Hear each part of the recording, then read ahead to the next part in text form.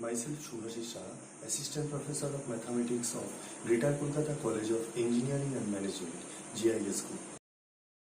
In this video, I will discuss about tree and spanning tree, which is a part of graph theory. The name of this subject is Mathematics 3.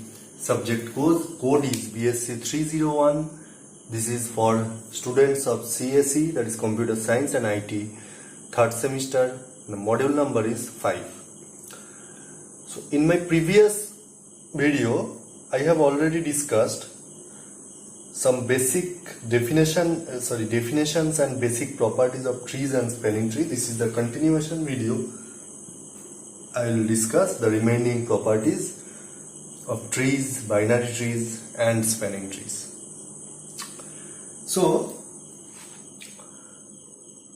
first theorem of this video is the number of vertices in a tree is, in a binary tree, is always odd. In a binary tree, the number of vertices is always odd. So the proof is very simple and easy. See, by definition of binary tree, we know that there is only one vertex of degree 2. There is only one vertex of degree 2 and all other vertices are of degree 1 or either 1 or 3. All other vertices are of degree either 1 or 3. Now, when we discussed about basics of graph and of the first video of the graph theory, I told you a theorem that the number of odd degree vertices in a graph is always even. The number of odd degree vertices in a graph is always even, and we have studied the proof of this theorem. It was in the first video of the graph theory, basic chapters. The theorem was the number of odd degree vertices is always even. Now see that in a binary tree, except one vertex, that is the root, this vertex is called root, except the root, all other vertices are odd degree vertex, and we know that number of odd degree vertices will be even. So if there is n vertices in a binary tree, then n minus 1 will be an even integer. This 1 means this root, except the root, the number of odd degree vertices, because all other vertices will be odd degree vertices, it will be even. So n minus 1 will be an even integer. If n minus 1 is even integer, then n is obviously odd integer. So this proves that the number of vertices in a binary tree is always odd. Now our next theorem is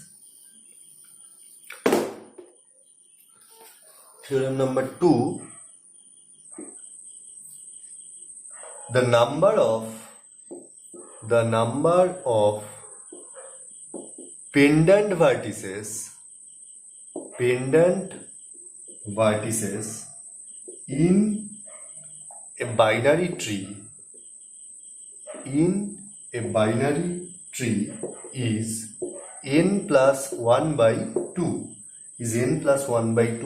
where n is the number of vertices of the tree. Okay. So in a binary tree, the number of pendant vertices is n plus 1 by 2. So the proof is, let us assume that let the number of pendant vertices be x. We are assuming that the number of pendant vertices be x. Okay. So we know that in a binary tree there is only one vertex of degree 2, one vertex of degree 2. Okay, and all other vertices are either of degree 1 or 3. Here we assume that pendant vertices means we know that the vertices whose degree is 1, those vertices are called pendant vertices. Vertex with degree 1 is called pendant vertices. So the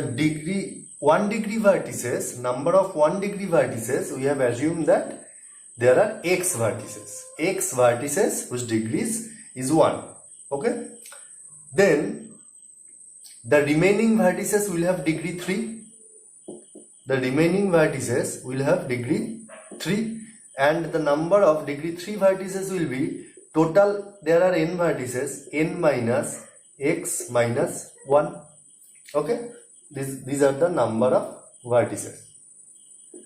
So there is one vertex of degree 2, x vertices of degree 1, that is pendant vertices. So there will be n minus x minus 1 vertices of degree 3. Okay.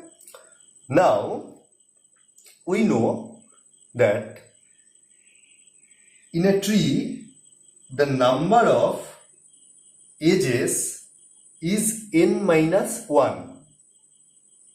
The tree has n vertices. If the tree has n vertices, number of edges equal to n minus 1.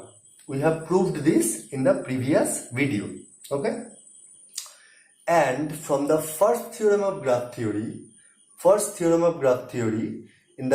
we have discussed it at the first video of the graph theory, that total sum of the degrees in a graph, sum of all the degrees of a graph is equal to 2 into number of edges.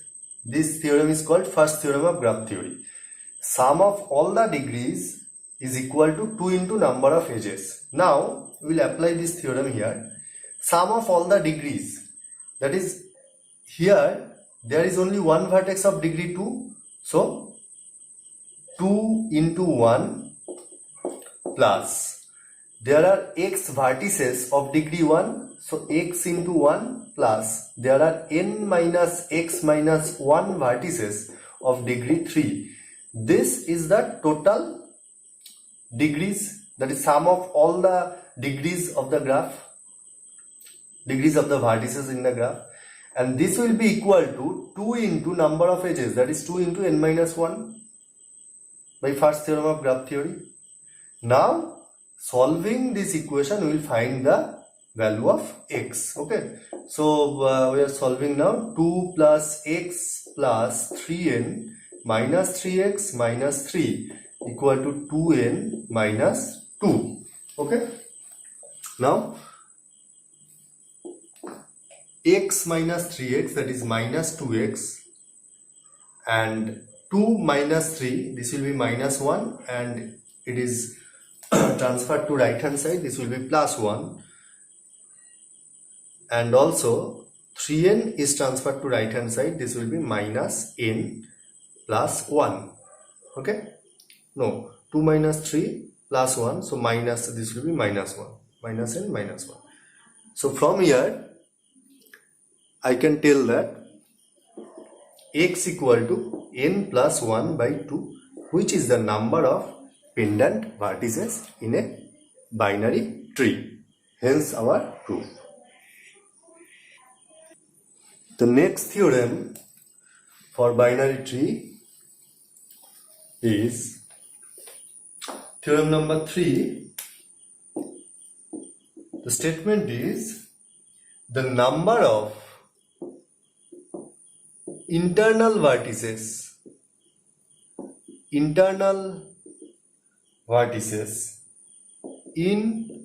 a binary tree is 1 less than the number of pendant vertices. So to prove this theorem, first we have to know what is internal vertices. Which vertices will be called internal vertices? So in a binary tree, all the vertices except the pendant vertices are called internal vertices. That is, a non-pendant vertex in a binary tree is an internal vertex. A non-pendant vertex in a binary tree is called internal vertex. Okay. So non-pendant vertex means whose degrees will be 1, either 2 or 3, and there is only one vertex of degree 2 and all other vertices will be 3, and pendant vertices are in number n plus 1 by 2 we got from previous theorem. So let the number of vertices of the tree be x plus y equal to n. That is, n is the number of vertices and we have divided n in two parts, x and y, where x is the pendant vertices, number of pendant vertices, x is the number of pendant vertices, and y is the number of non-pendant vertices. Okay. Now from the previous theorem we know that x equal to n plus 1 by 2, that is the number of pendant vertices is equal to n plus 1 by 2. Okay. Now from here we are putting the value of n, that is x plus y. So x equal to x plus y plus 1 by 2, and from here we can write that x by 2 equal to y by 2 plus half. So x equal to y plus 1, and from here we can write that y equal to x minus 1. So what is y? Y is the number of non-pendant vertices, that is internal vertices, and x is the number of pendant vertices. Now see the statement. We have to prove that the number of internal vertices, that is y, is always less than the number of pendant vertices. So y is equal to x minus 1. Hence the proof. Now I will go to spanning tree, which is a new topic and special type of tree. It's called spanning tree. So what is spanning tree? So a tree is called a spanning tree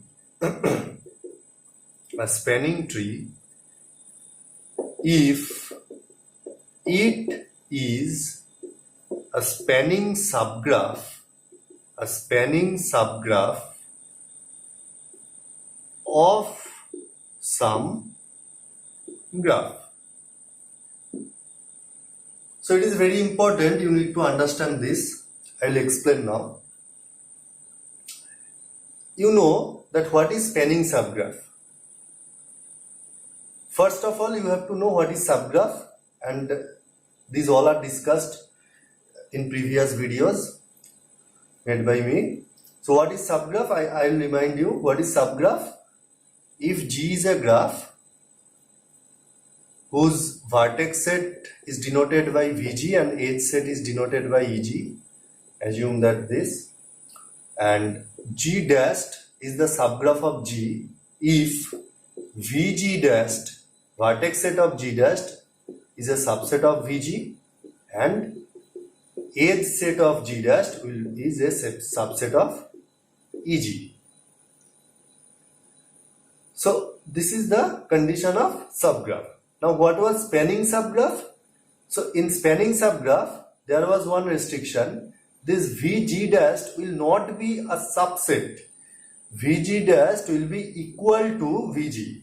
That is, if the vertex set is same in the subgraph, vertex set is same but edge set is a subset of the original graph, then it is called a spanning subgraph. Let us take an example. Suppose V1, V2, V3, this is the graph, and we are drawing now a spanning subgraph.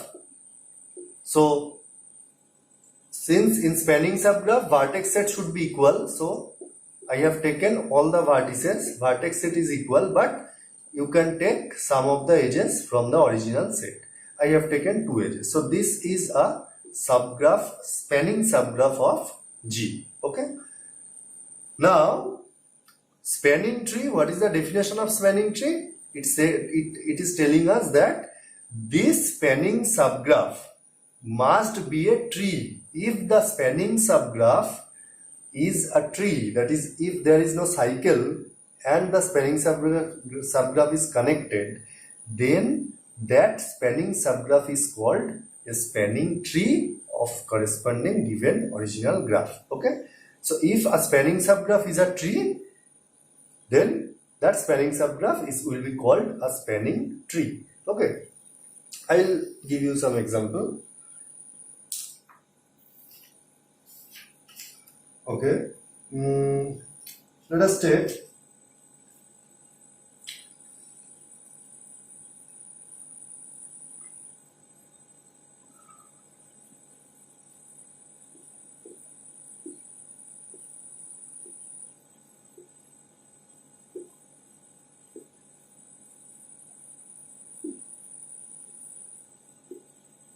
this V1, V2, V3, V4, V5, V6, V7, V8, V9. Now this is the original graph. Now if you can find a spanning subgraph of this graph which is a tree, then it will be called a spanning tree corresponding to this graph. Now I will try to draw a spanning tree of this graph. First I am taking all the vertices V1, V2, V1, V2, V5, V3 and V4. Okay, first I draw the vertices, then I will draw the edges. V4, V6, V8, V7, V9. Now I will draw the edges in such a way so that no cycle is being formed. Now join the vertices taking the edges from the original graph until it forms a cycle. V5, V4, V5, V6. Now I am not joining V4, V6 because it will form a cycle. Now again V6, V8, V6, V7, and I am not taking V7, V8 because it will form a cycle, and V8, V9. Now see that all this is a spanning subgraph of G because all the vertices are same with G, and there are 1, 2, 3, 4, 5, 6, 7, 8 edges, and we know that in a tree with n vertices there are n minus 1 edges. Here there are 9 vertices and 8 edges, so this is a tree, and by watching you can understand that this is a tree because there is no cycle. So since this is a spanning subgraph of this graph and also this is a tree, so this is called a spanning tree of G. Now spanning tree is not unique. You can draw another spanning tree from this graph. Spanning tree is not unique. So to draw a spanning tree, just from this graph I did not follow any certain method, but there are some methods to draw spanning tree from a graph.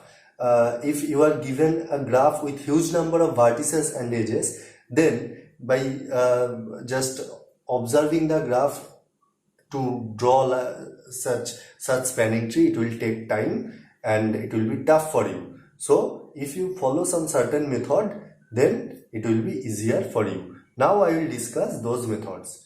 The name of those methods are BFS and DFS. There are two methods. BFS, that is breadth first search algorithm. Number 2, DFS, that is depth first search algorithm. These two methods help us to draw spanning tree more quickly. Okay, so first I will discuss about BFS.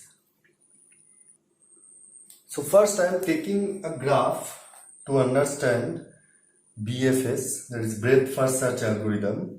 Number 1, I am taking a graph like this.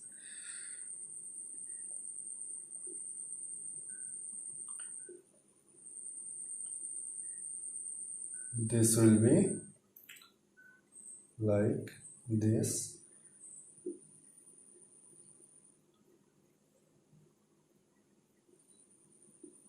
Okay.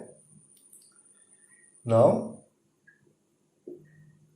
there are some parallel edges. So here is a self loop. So this is our given graph. Now name the vertices as V1, V2, V3. This will be V4, V5, V6, V7, V8. Okay. So you know that to draw a spanning tree, since there is no application of self loop and parallel edges in tree, in the first step we have to eliminate all the parallel edges and self loop. So I am deleting the self loop and parallel edges from the graph because a tree never contains any cycle, and these are cycles, parallel edges and self loop. Now this was V1, this was V2. Okay. Now breadth first search algorithm, the method is choose any vertex from the graph and label the vertex as 0. Choose any arbitrary vertex and label the vertex as 0. So here I am choosing the arbitrary vertex as V3. Okay. So I am drawing in here this side. I'm choosing V3 as the arbitrary vertex. So V3 I'm labeling it as 0. Next, take the adjacent vertices to that chosen vertex. Now I have chosen V3. Now I am taking the adjacent vertices to V3, that is V2, V5 and V4. V2, V5 and V4, and label them, label them 1, that is add 1 to the previous level. So this will be labeled as 1. Okay. Now join the vertices with previously selected vertex and current selected vertices, that is previous level and current levels. Okay, but remind it that no cycle should be formed. So if we connect V3 V2, the cycle is not formed, so we can draw an edge. V3 V5, no cycle. V5 V4, sorry, V3 V4, you can draw an edge. No cycle is formed. Okay, so just first choose an arbitrary vertex, label it as 0 or I, okay, generally. Then choose the adjacent vertices to that vertex, label it I plus 1 and join them with the previously labeled vertex until cycle is formed. Next, choose the adjacent, this procedure should be repeated again. Choose the adjacent vertices with the previously labeled vertices, that is adjacent vertices to V2, V4 and V5. Now adjacent vertex to V2 is V1, adjacent vertex to V4 is V7 and V6, V7 and V6, and adjacent vertex to V5 is V4, which has been already labeled. So these new vertices should be labeled as 2, 2 and this will be labeled as 2. New vertices V1, V7 and V6 will be labeled as 2. Now join the vertices until they form a cycle. Okay, so V2, V1 can be joined since they are not forming a cycle.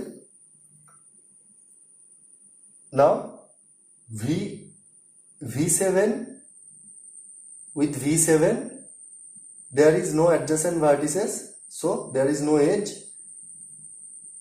and you can join V4, V5. You can join V4, V5 because no, this is forming a cycle. So this should not be joined. I have discussed it before. The newly labeled vertices are V1, V7 and V6, and previously labeled vertices are V2, V4 and V5. Now you have to see if there is any edges between previously labeled vertices and the new labeled vertices. So with V1 we have drawn an edge. With V4 there is an edge from V4 to V2. I have V4 to V7 I have drawn it, V4 to V6 I have drawn it. Okay, now there is no another edge. Now we have to choose the vertices adjacent to the previously labeled vertices, and one vertices is remain, that is V8. I draw V8.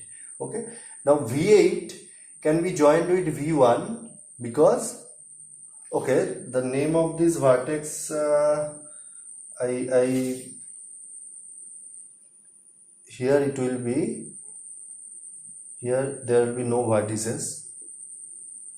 Okay, this is V8. So V1 will be joined with V8 and the level of V8 will be 3. So if V1 is joined with V8, there is no cycle, so we can join. Now if V8 is joined with V6, it will be a cycle, so we can't join it. So all the edges has been drawn. Now see that all the vertices have been taken. 1, 2, 3, 4, 5, 6, 7, 8 vertices, and there are 1, 2, 3, 4, 5, 6, 7 edges. So this is our required spanning tree. Okay, so this was the breadth first search algorithm, method of breadth first search algorithm. By applying this method, you can draw a spanning tree for corresponding graph. Okay, now I will discuss depth first search algorithm. Now I have taken this graph for discussing depth first search algorithm. As DFS, in DFS also you have to first discard all the self loops and the parallel edges, because in a tree there is no application of self loop and parallel edges because these forms cycles. Okay, now in depth first search algorithm Okay, first I tell you depth first search algorithm is also known as backtracking method. Okay, now I will discuss it. So first we choose an arbitrary vertex. Here I am choosing A. Okay, now you start from A and make a path from A as long as possible by successively adding edges and vertices. You can choose any arbitrary path by as long as possible by adding vertices and edges. Any arbitrary path. You can choose this path for A, after A you can choose G, or after A you can choose B. Now I am choosing any one path. Suppose I am starting from A, this is G, after that C, then you can choose F or D. I am choosing F. After F you have to choose E as long as possible. After E you have to choose H. You can't stop here. As long as possible you have to make the path. After H, I. The path is ended here. Now you have to backtrack from the last vertices. Now if we backtrack from I, here you have to, and during backtracking you have to choose another vertices from which you will get a new path and draw that path until any cycle is formed. So I am backtracking from I. So this is H. Next we come to E.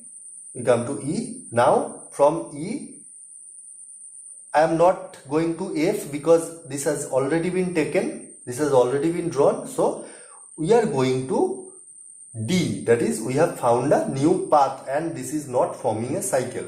So we are drawing E to D. Okay. Next you have to go to D to C. But you see that if we draw D to C, then it will form a new cycle. Okay. So we are not drawing D to C. Next, this path is ended here. Again, when any path is ended over any vertex, you will start backtracking. So again we are starting backtracking from D. Now D to E, go D to E. Next, you can go E to H or E to F. Both E to H have been drawn. Now if you can go E to F for finding a new path. Next you come F to C. Next you come C to B because C to G has been drawn. So this is a new path. So C to B. Okay, this is a new path. Now if you draw B to A, this will form a cycle. So all the backtracking, all the vertices have been taken and all the edges has been taken for which cycle is not formed. Any one cycle if you add in this graph, it will form a cycle. So this should be our spanning tree. We check that all the vertices have been taken or not. 1, 2, 3, 4, 5, 6, 7, 8, 9. 1, 2, 3, 4, 5, 6, 7, 8, 9. All the vertices have been taken and there should be 8 edges because this is a spanning tree. 1, 2, 3, 4, 5, 6, 7, 8. So there are 9 vertices, 8 edges. So this is our required spanning tree corresponding to that graph, and I have used depth first search algorithm. So this was the methods of breadth first search algorithm and depth first search algorithm. These methods are very useful for finding spanning tree of a graph. Okay, in the next video I will discuss about minimal spanning tree and the methods to draw minimal spanning tree.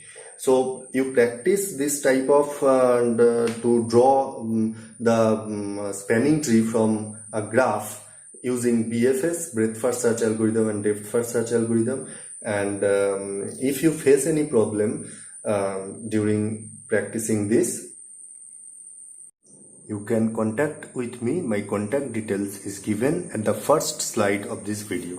Thank you.